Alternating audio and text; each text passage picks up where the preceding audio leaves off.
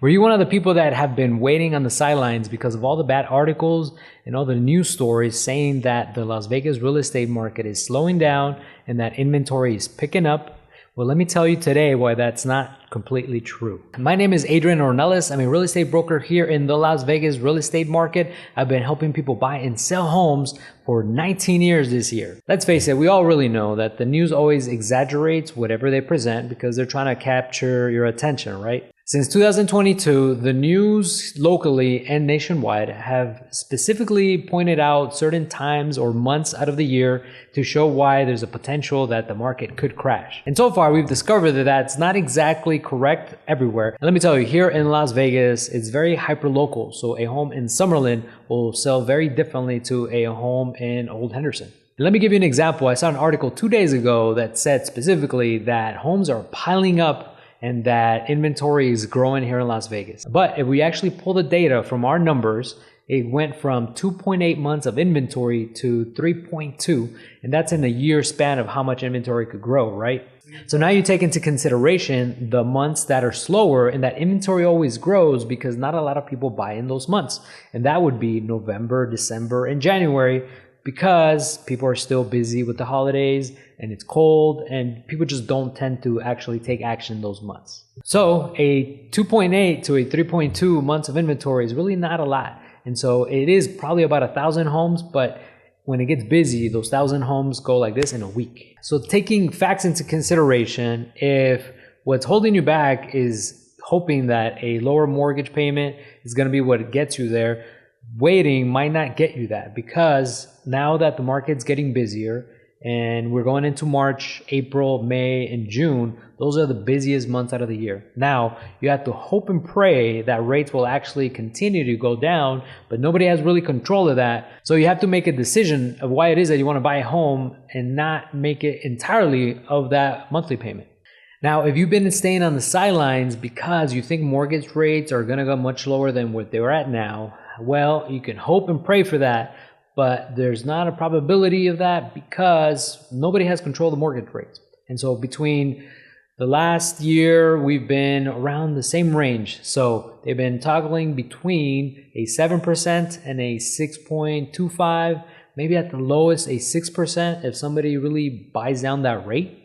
But anything below that hasn't really been seen the last 24 months. As of today, March 2025, rates right now at an average of 6.875, which is much lower than they were back in January, which we were at 7%, and we even got to touch the 7.25. And of course, with rates, it always really depends on a lot of factors: your credit, your income, your debts that you have on your credit. So the situation could be very different specifically for you. But as we go into the busy season now that we're in March, April, May, and June, which is the busiest, you could probably count on prices going up on homes, even if it's just a little bit. Now we go into the third topic of prices. People have been saying that prices are going to go down, and this is always very dependent on a whole bunch of different factors. Let's just say that every year you could count on September, October, November, and December to show signs of prices decreasing.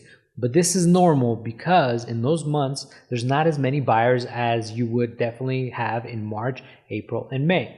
And so it tends to be that there's price reductions during those days. Homes stay on the market longer, and things look like it might be crashing or whatever you want to call it. But in reality, it happens every single year. Now, there's a lot of different factors that go into pricing, right? Because again, everything's hyper local. Every area, as you know, has a different price than other areas.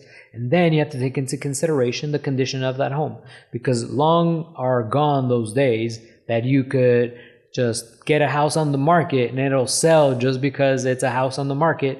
It's no longer that way, and people don't have the money to invest into a property that's going to cost too much money for it, or you don't have people coming in with a lot of cash from another property to be able to put into this new one. So that's also affecting pricing, because you have homes on one block that might sell for a really high price and another one might sell for a ridiculous price because it just wasn't as nice as maybe the photos looked. And once you do an inspection on the property, you'll be surprised a lot of times how much investment that home needs.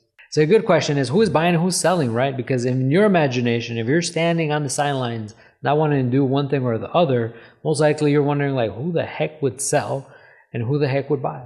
And the reality of a lot of things is that people are just actually taking decisions based on their life. So people have kids, people have divorces, people have marriages, and all those things really ultimately affect how the market changes, because people aren't going to wait for prices to go down or to mortgage rates to hit a certain level if they need a bigger place, if they need to live somewhere where they can have their pets, if they need to live somewhere closer to home, if they need to make changes because they got a new job and they need to move closer to that job. And ultimately, rates or prices are not going to be the only factor of why people decide to buy or sell their property. The most common buyers are first-time buyers and people who are looking to downsize. And so if you're looking to downsize, perhaps you already raised your kids and they already went to college and they already have a home of their own maybe. And so now you're looking to sell your property, get that equity, and go buy yourself something that doesn't require as much maintenance. Or a lot of the times they're just going to retire, or maybe their kids moved out of state and they want to be closer to the kids. And so that's why you see a lot of sellers that tend to be in a higher age range, because they've already had that home for a long time and they're taking advantage of the equity they placed a long time ago. The other buyers are first-time buyers, and first-time buyers have a perspective that is probably not the same as yours if you already own a home.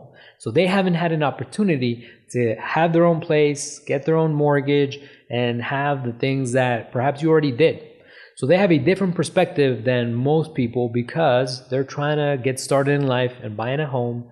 And there's only one market we're in, and this is a market of plus 6% rates and prices that perhaps seem high to you, but they're normal to them. And then of course there's repeat buyers. There's people that are looking to keep their property as an investment and going on to their next one, which is always an excellent idea. So you could always keep your current property. If you're looking to perhaps move on to a bigger home, you could always rent the home that you're in now and move on to a property that fits best for your life now. Another thing that you hear on the news, or you will see on the news, or just articles or social media, whatever you're seeing, you're going to hear about foreclosures and people losing their homes and things of that sort. Even since before people had mortgages, people have always had their homes foreclosed. So that's an unfortunate part of life and financial situations that people might find themselves in. So even though you hear it, and all of our biases always revert back to the 2008, 2009, 2010 recession, where we all know somebody that lost the house, and so automatically you think foreclosure, bad, everybody, but it doesn't really work that way. So let me tell you why foreclosures happen. Sometimes foreclosures happen because some people might pass away and they still have a mortgage, and the family might decide to sell a home or not sell a home, or there isn't a family that could respond to that mortgage. So the bank naturally has to foreclose on that property to be able to get rid of that liability that they have. Other times people get into divorces and they can't come to an agreement and they just let go of the property because that's just how things ended up being. There's also people that have investments, and so they do strategic foreclosures where they might just let go of one or two properties as opposed to letting go of all of them. And so those things happen as well too. Some people over leverage whatever they have and they didn't make sense and they have to let go. And of course, people just get into financial hardship. And so a lot of times it just makes more sense to them to do a foreclosure or deed in lieu of foreclosure, which they just give the keys back to the bank, but nevertheless, it jots down as a foreclosure and people get to move on from there, and you'll probably be able to buy another house within 5 or 7 years after that foreclosure. And the most unfortunate reason why people get into a foreclosure is because they don't know otherwise, right? Like you would think they had a lot of equity in that home. Why not just go and sell the property? And a lot of times people just don't get to go there because they aren't informed. They're embarrassed. They don't want to ask anybody. But if you know anybody that might be going through that, make sure that you let them know that there's always a possibility they could sell the house. No matter how they could feel about that situation, there's always something that you could do to make sure that you get out of that situation without having to foreclose. And the last thing is more of a question that a lot of people have, honestly, I have that question, is why do people with 3% mortgages decide to sell that property? The reason that they end up selling most likely is because life happens and those changes overpass whatever those savings are, and that 3% is just not that important anymore. So then again, if they have to get a bigger home, if they have to move out of state, if they have to sell the property because it's a financial good reason to do it. Maybe they need to sell that home to be able to buy a business, invest into something else, and people just make sense of it their own way. So a 3% mortgage doesn't mean that nobody's ever going to sell that property. But if you do have a 3% mortgage, what I would do is I would keep that property as a rental and probably move on to your next property if you don't need the equity out of that one, because having that 3% mortgage is going to save you a lot of money. It's going to give you a lot of equity in the future that you probably won't have if you do sell that property. The reality is that the market today is very normal, and nobody really likes to say it because it's not flashy or it's not urgent. It's not any of the above. People don't really want to say that it's very normal for prices to adjust every single month, to adjust every week.